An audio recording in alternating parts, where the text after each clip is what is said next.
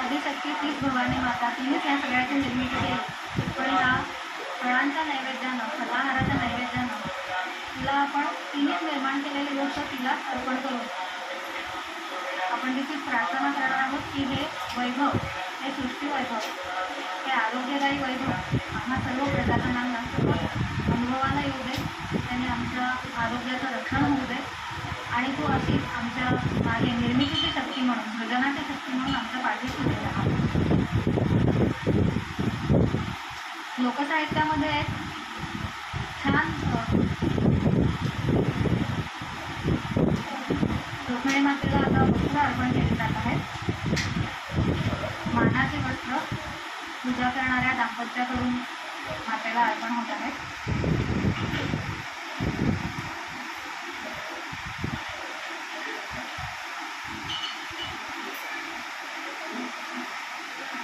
मुख्यमंत्री महोदयांनी सपत्नीक पांडुरंगाची पूजा केलेली आहे.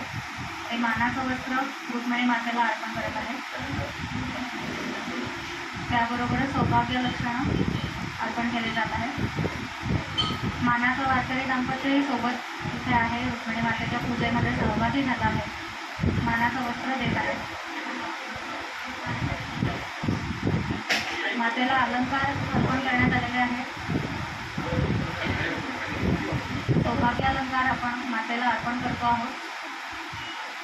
आणि सद्भाग्याची ओटी राज्यातल्या प्रत्येक महिलेच्या, आपल्या प्रत्येक भगिनीच्या पदरामध्ये सौभाग्याची, सद्भाग्याची ओटी पडावी अशी प्रार्थना आपण करतो आहोत.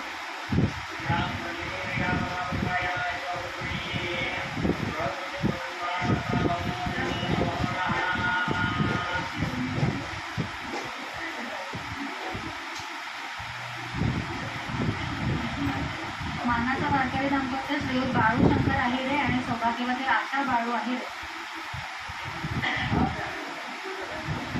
हे महापूजेमध्ये आज सहभागी झाले.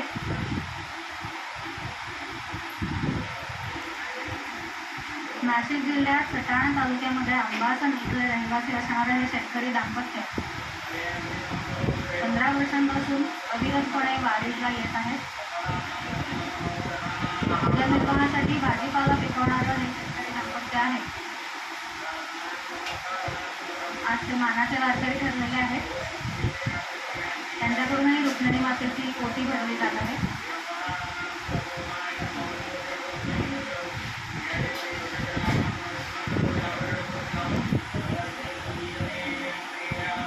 लोकसाहित्यामध्ये एक अतिशय मनोरम अशी कथा सांगितली जाते की चंद्रभागेला बुक्क्याचा वास का? तर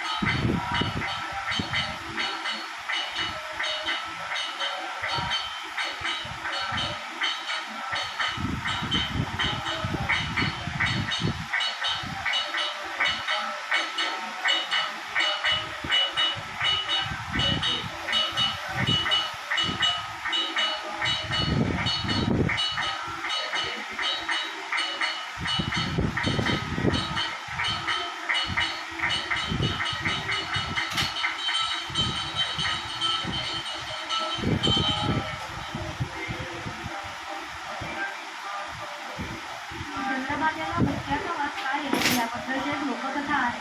लोकसाहित्यामध्ये ही मनोरम कथा आहे. तिचा थोडक्यात उल्लेख करायचा तर एक सुंदर कारण सांगितलं जातं. रुक्मिणीनं धुणं धुतली देवा विठ्ठलाचा जगा, रुक्मिणीनं धुणं धुतली देवा विठ्ठलाचा जगा, अभिर बुक्क्याचा वाशी सुटला चंद्रभागा.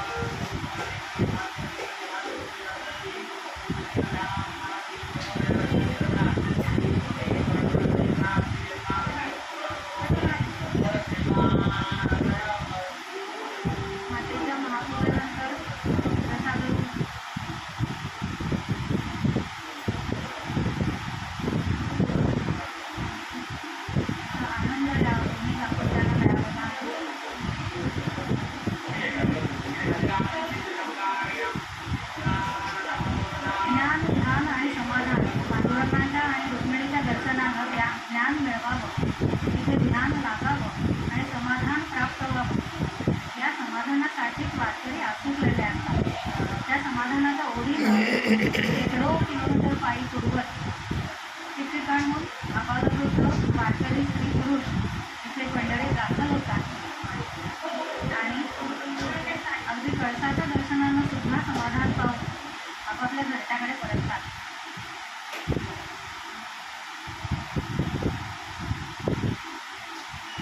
सामूहिक भक्तीचा एकात्मिक आविष्कार म्हणजे ही वारी.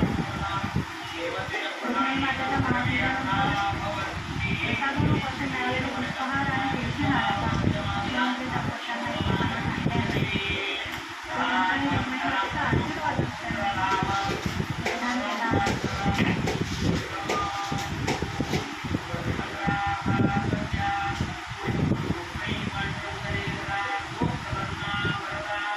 मातेकडून आलेलं श्रीफल त्यासाठी श्रीफलाची प्राप्ती झालेली आहे.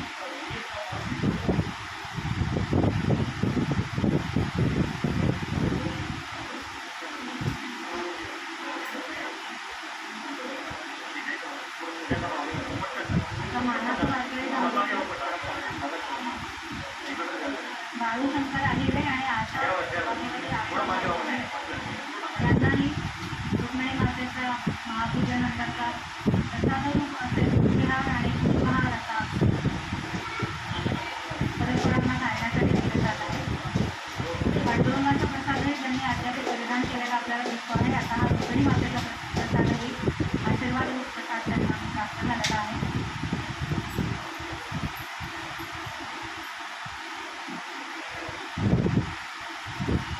श्रीफलाचं प्रसाद आता हा ओळीमध्ये घालण्यात आलेला आहे.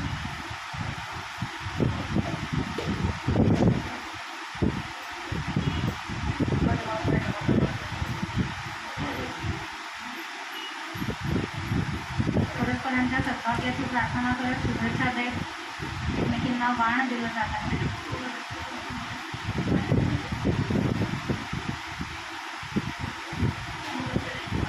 मुख्य देवतेचा चरणस्पर्श करून दर्शन घेण्याचं भाग्य फार कमी देवालयांमध्ये मिळतं.